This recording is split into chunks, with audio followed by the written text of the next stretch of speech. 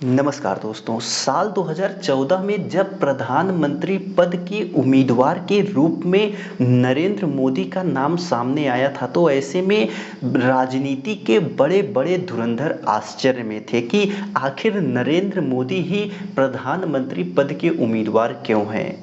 लेकिन जैसा कि आपने देखा कि 2014 के लोकसभा चुनाव में भारतीय जनता पार्टी की तरफ से नरेंद्र मोदी न सिर्फ प्रधानमंत्री पद के उम्मीदवार के रूप में सामने आए थे, बल्कि 2014 के चुनाव को मोदी के नाम पर न सिर्फ लड़ा गया बल्कि प्रचंड जीत भी हासिल हुई थी।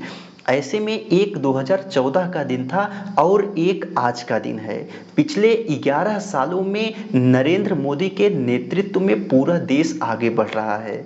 ऐसे में भारतीय जनता पार्टी से ज़्यादा अगर कहें तो साल 2014 के चुनाव में मोदी लहर थी और उस मोदी लहर में विपक्ष कहीं दिखा ही नहीं और मोदी के नाम पर लड़े गए चुनाव में प्रचंड जीत हासिल हुई थी।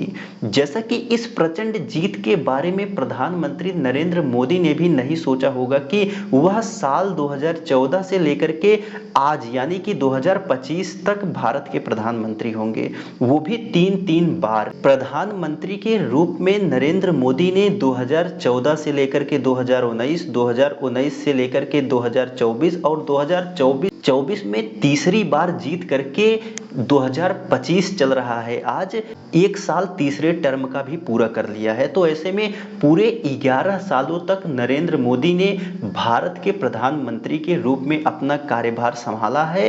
भारतीय जनता पार्टी के अंदर खुशी का माहौल है। ऐसे में ब्लॉक स्तर से लेकर जिला स्तर तक खुशियां मनाई जा रही हैं, विभिन्न प्रकार के कार्यक्रम किए जा रहे हैं जिससे कि वह अपने कामों को गिना रहे हैं और अपनी चमक को बिखेरने और बताने का प्रयास कर रहे हैं। लेकिन पिछले 11 सालों में नरेंद्र मोदी की सरकार आ जाने से यह तो स्पष्ट है कि अगर तीन बार किसी की सरकार आ रही है तो ऐसे में कहीं ना कहीं विपक्ष कमजोर है। अगर विपक्ष कमजोर नहीं होता तो कोई भी सरकार 3 बार रिपीट नहीं कर पाती। ऐसे में जनता के सामने कोई दूसरा ठोस विकल्प है नहीं। यही वजह है कि हर बार प्रधानमंत्री नरेंद्र मोदी के नाम पर न सिर्फ चुनाव लड़ा जा रहा है बल्कि उसमें जीत भी हासिल की जा रही है। विपक्ष के पास कोई ऐसा ठोस मुद्दा नहीं है जिसे कि वह जनता तक ले जाकर के उसके बारे में बताए और जनता का विश्वास अपनी तरफ कर पाए। जो भी मुद्दे विपक्ष द्वारा उठाए भी जा रहे हैं, जो बेहतरीन मुद्दे होते हैं, उस पर भी भाजपा गेम खेल जाती है और उस पर भी विपक्ष कुछ ज्यादा खास फायदा मिलता नहीं है। लेकिन जैसा कि आपको बता दें कि 2014 में तो प्रधानमंत्री के रूप में नरेंद्र मोदी नए आए थे, लेकिन उसके बाद अगर नरेंद्र मोदी की सरकार फिर से दोबारा से 2 बार बनी है तो ऐसे में इसके पीछे कुछ ना कुछ तो कारण होगा जिसको लेकर के लोग भारतीय जनता पार्टी या कहें कि नरेंद्र मोदी के नाम पर वोट दे रहे हैं। जैसा कि मोदी सरकार ने बहुत से ऐसे काम किए हैं जो कि सीधे तौर पर जनता को प्रभावित करती है।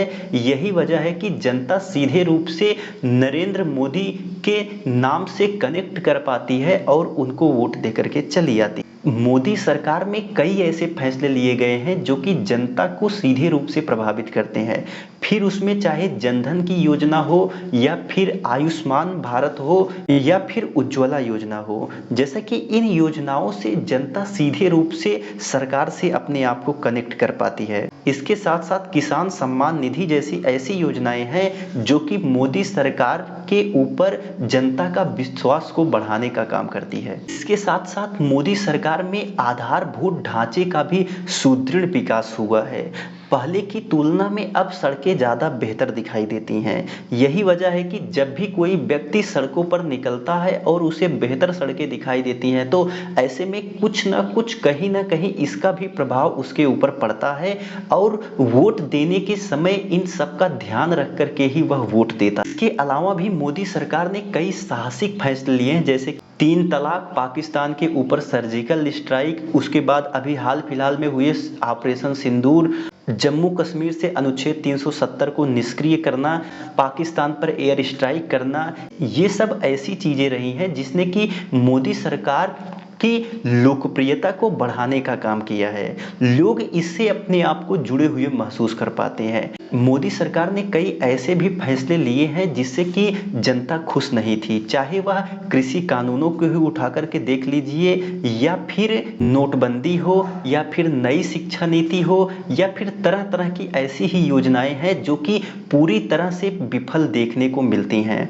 ऐसे में फिर भी वर्तमान समय में अगर बात की जाए तो भारतीय जनता पार्टी और उसके गठबंधन की सरकार चल रही है। ऐसे में 11 साल तो इस सरकार के पूरे हो चुके हैं, लेकिन आने वाले समय में अब यह सरकार जितने भी बड़े बड़े मामले को उठाएगी, बड़े बड़े निर्णय लेगी, देश हित में काम करेगी, उसका प्रभाव आने वाले समय में हमें और आपको देखने को मिलेगा। आने वाला चुनाव काफी कठिन होने वाला है। ऐसे में विपक्ष भी अब थोड़ा मजबूत दिख रहा है, लेकिन क्या यह मजबूती बरकरार रख पाएगा, यह तो समय बताएगा। फिलहाल के लिए इतना ही, मिलते हैं अगले वीडियो में। धन्यवाद।